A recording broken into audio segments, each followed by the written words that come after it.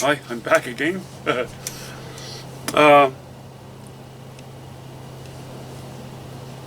I've had a request to talk a little bit about elements of design. Elephants of design, yeah, pretty much. Sounds good to me. Because depending on what medium you use, who you are, what trade you're in, what avenue of art you're in, whether you're a sculptor, an architect, a draftsman, an interior designer, a charcoal artist, or whatever medium you use on two-dimensional art. They do vary a little bit, but I'll just talk about line for a minute, because that's really where everything starts. Line is that which separates light from dark. It separates, in my case as a landscape artist, the earth from the sky. It forms shapes, it gives you the designs. So division of space. You create form with it. Shape. You use a variety and rhythm with your line to create pattern. Rhythm is good, but if it's always the same rhythm, you end up with monotony. Vary your rhythm, and you end up with variety. Hope this isn't sounding too silly, but so line's pretty obvious. There's a couple of other ways of looking at it as well. There's something I would call suggested line or indicated line. That's where, certain things in a painting line up, or in a drawing. They don't touch, so there's no actual line. But because they sort of line up with each other, it becomes suggested, or at the very least perceived by the viewer, which can be good or it can be very bad. Even once your drawing's done and you make a painting, you can have an area of one color directly adjacent to another one. Those two colors are of very different value, or they are of similar value but directly opposite the color wheel, as into complementary colors. Those two will form a line right between them.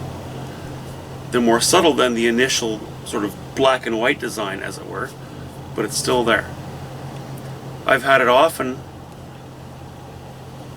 I've had the situation often where I've been painting something, I've drawn out the sketch and been very happy with it, and then stained the canvas, been happy with that. Then, as typically I do with a landscape painting, begin with the most distant area, which would be the sky, for example. And I really like some of the shapes I have in the sky, so I look at that and I think, wow, I'd like to really highlight this shape or that shape.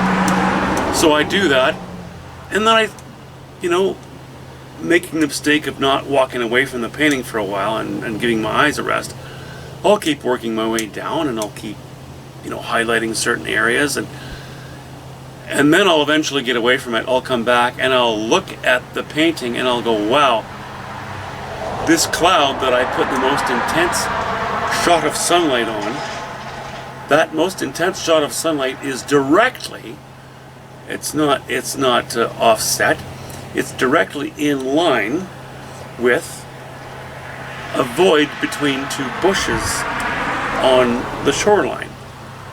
And not only that, the water on the other side of the shoreline going up to the horizon is catching the reflection of that intense light.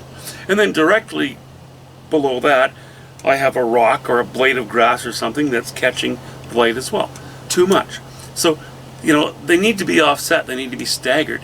That's what gives it rhythm laterally. But if everything lines up it's you don't mean to indicate it, but it ends up being indicated, and it'll be perceived line by the viewer, and it will be monotonous. Rhythm is great, but without variety, rhythm's horrible. You end up with monotony, and it's an amateur mistake. I've made it. I still make it. Thankfully, I get to see it and I correct it. Anyway, this is probably a dumb thing to do, but I'm gonna do it anyway because I'm dumb. So I'm not sure what shape you see there. There's only one shape. Not my hand, but that which has been drawn on the paper. You know, at best I could see a line if I use my imagination between the two dots.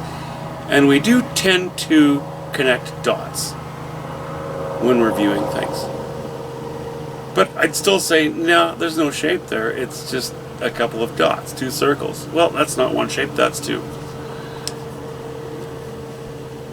Now there's a shape there. Now there's a triangle. And that's because of indicated line, or on the viewer's side of things, the receiver's side of things, perceived line. So, do you know what I mean? I mean, it's kind of funny how that works. But I think you understand what I'm saying. Anyway. Again, I'm blithering away. That's really, I think, all I have to say about line. I'll probably show some examples when I'm painting on various works in the future. But we'll go from there. I'm not going to make a hard and fast list because the list varies too much, and I really hate to cram elephants of design into a hard list or package, because they become elephants in the room, obvious and frankly just kind of, once you see it, it's kind of, it's not embarrassing, it's just kind of, I don't know. I don't want to put too much weight on it. How's that? Alright. Last video of the night. I promise. Have a good one, everyone. See ya.